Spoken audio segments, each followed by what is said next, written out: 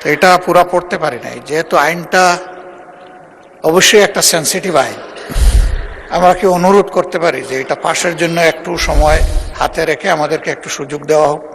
এই বিলটা হলো একটি গণহত্যাকারী সন্ত্রাসী সংগঠনের নিষিদ্ধকরণ সংক্রান্ত একটা অ্যামেন্ডমেন্ট। আগের যে আইন ছিল সন্ত্রাস বিরোধী আইন, সেটা অ্যামেন্ডমেন্টের জন্য। আমি এখন মাননীয় স্বরাষ্ট্রমন্ত্রী সালাউদ্দিন আহমদকে সংসদে উত্থাপিত আকারে সন্ত্রাস বিরোধী সংশোধন বিল 2026 অবিলম্বে বিবেচনার প্রস্তাব উত্থাপনের আহ্বান জানাচ্ছি। ধন্যবাদ স্পিকার। আমি সালাউদ্দিন আহমদ, মন্ত্রী স্বরাষ্ট্র মন্ত্রণালয়, প্রস্তাব করছি যে সন্ত্রাস বিরোধী আইন 2009-এর অধিকতর সংশোধনকল্পে আনিত বিলটি সন্ত্রাস বিরোধী সংশোধন বিল 2026 মহান সংসদ উত্থাপিত আকারে অবিলম্বে বিবেচনার জন্য গ্রহণ করা হোক। সংসদের সামনে প্রশ্ন হচ্ছে, সংসদে উত্থাপিত আকারে সন্ত্রাস বিরোধী সংশোধন বিল 2026 অবিলম্বে বিবেচনার জন্য গ্রহণ করা হোক। যারা এই প্রস্তাবের পক্ষে আছেন তারা হাঁ বলুন, যারা এই প্রস্তাবের বিপক্ষে আছেন তারা না বলুন। আমার মনে হয় হাঁ জয়যুক্ত হয়েছে, হাঁ জয়যুক্ত হয়েছে, হাঁ জয়যুক্ত হয়েছে। অতএব সংসদে উত্থাপিত আকারে সন্ত্রাস বিরোধী সংশোধন বিল 2026 অবিলম্বে বিবেচনার জন্য গৃহীত হল।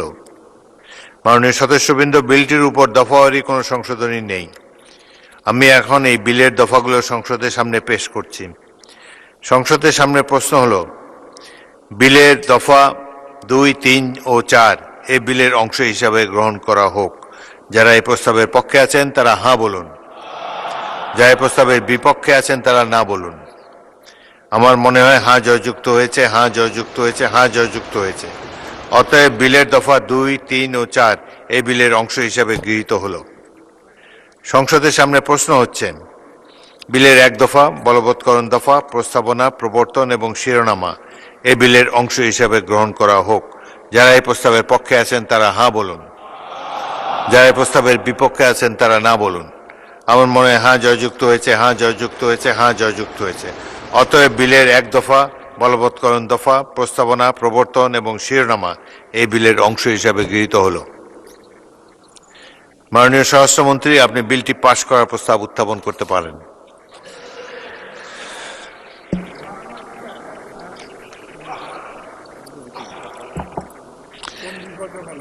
মাননীয় বিরোধী দলের নেতা, আপনি কি বিলের সম্পর্কে কিছু বলতে চান?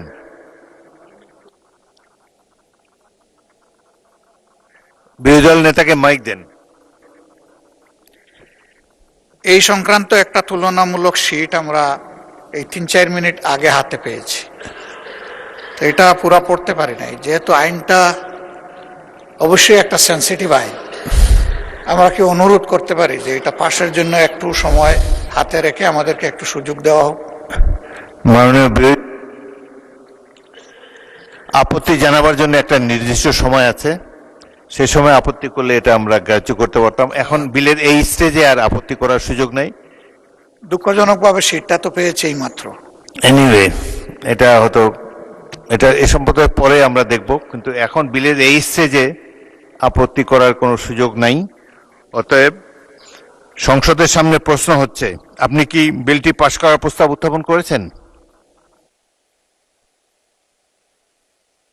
বিলটি পাশ করার প্রস্তাব উত্থাপন করতে পারেন মানে স্পিকার, মানে বিরোধী দলের নেতা ফ্লোর আপনি প্রস্তাব পাশ করার প্রস্তাব উত্থাপন করতে পারেন। জি মানে স্পিকার।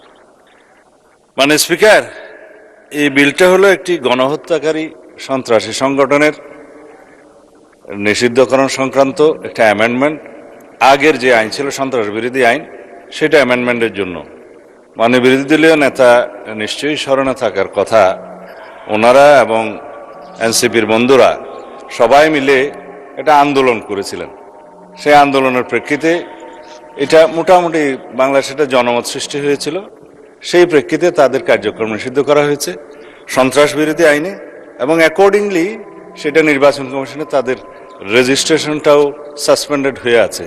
এবং এখানে এই আইনের অনুবলে পরবর্তীতে আর্টিকেল 47 অনুসারে সংবিধানের আইসিটি অ্যাক্টেও পরিবর্তন এনে সংগঠনের বিচারের জন্য সেই আইনটাও সংশোধন করা হয়েছে। এখন আপনারা যদি এর উপরে আলোচনা করতে চান, আমার মনে হয়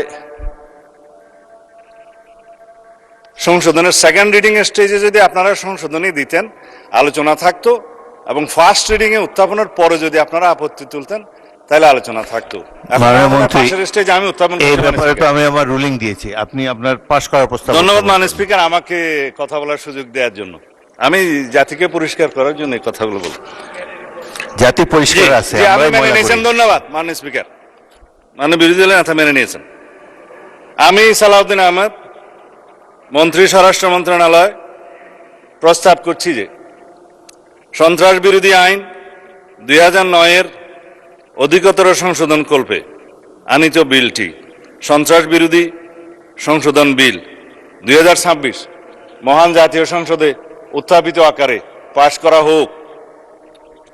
সংসদের সামনে প্রশ্ন হচ্ছে, সংসদে উত্থাপিত আকারে সন্ত্রাস বিরোধী সংশোধন বিল 2026 পাশ করা হোক।